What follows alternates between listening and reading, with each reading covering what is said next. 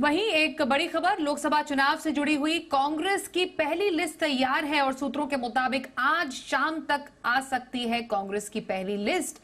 वायनाड से राहुल गांधी का चुनाव लड़ना तय माना जा रहा है। वहीं तेलंगाना, कर्नाटक में नए चेहरों को मौका संभव है। कौन कौन शामिल हो सकते हैं इस पहली लिस्ट में? हमारे साथ संवाददाता अंजलि सिंह है।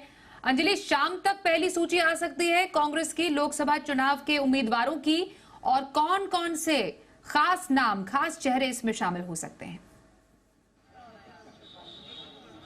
देखिए, बिल्कुल इंतजार किया जा रहा है कि आज शाम तक सूची जो है वो जारी कर दी जाएगी। कल करीब 60 लोकसभा सीटों के लिए कांग्रेस की जो इलेक्शन कमेटी की बैठक है वो की गई थी। 60 लोकसभा सीटों पर उम्मीदवारों के नाम की चर्चा हुई थी, जिसके बाद ये माना जा रहा है कि पहली सूची में करीब 40 नाम जो हैं वो तकरीबन तय कर लिए गए हैं और इन 40 नामों की सूची तो जारी कर ही दी जाएगी, जिसका इंतजार किया जा रहा है।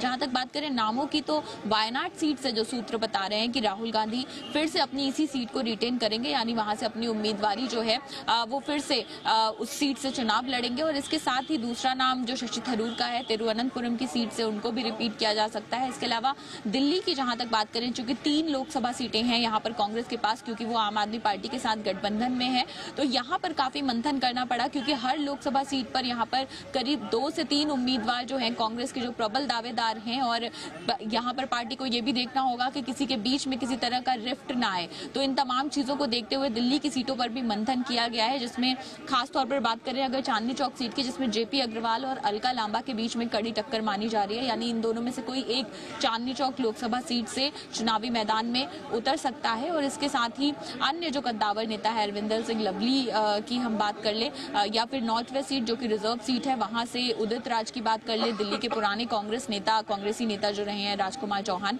इनके बीच में भी कहीं ना कहीं एक टकराव वाली स्थिति है, लेकिन इस पर मंथन किया जा रहा है। तो दिल्ली से भी हम उम्मीद कर सकते हैं कि जो सूची जारी की जाए उसमें लोगों के नाम जो हैं वो शामिल रहेंगे। और इसके साथ तेलंगाना की बात करें, केरला की बात करें, कर्नाटक की बात करें, छत्तीसगढ़ की बात करें, इन तमाम राज्यों की सीटों पर जो है चर्चा हुई है। छत्तीसगढ़ से भी सूत्र ये बता रहे हैं कि भूपेश बघेल भी राजनांदगांव से अपनी दावेदारी जो है वो ठोक सकते हैं। तो अब देखना होगा कि ये जो सूची जारी की जाती है तो क्या कितने लोग इसमें जो हैं उनके नाम उभर कर सामने आते हैं। हालांकि कुछ एक प्रमुख नाम जो है, जैसा सूत्र बता रहे हैं, जिन पर तकरीबन बात जो है वो तय है, यानी मुहर तकरीबन लग चुकी है, चाहे वो वायनाड सीट हो या फिर शशि थरूर की सीट हो या फिर अन्य ऐसे राज्य जहां पर नए लोगों को मौका दिया जा रहा है, जैसे तेलंगाना में, साउथ, आप दक्षिण भारत की बात करें तो वहां पर कई नए चेहरों को भी मौका जो है वो दिया जाएगा, क्योंकि राहुल गांधी भी यही चाहते हैं कि अब आगे जो फ्यूचर है पार्टी का तो वो नई पीढ़ी को सौंपा जाए, यहाँ से नए नेता खड़े किए जाएं। तो ऐसे में लोकसभा 2024 के चुनाव से इसकी भी एक शुरुआत जो है वो की जा रही है। तो कुछ नए चेहरे भी इसमें शामिल हो सकते हैं, जो जल्द ही अगर जैसे ये सूची जारी होती है उसमें देखने को मिलेंगे।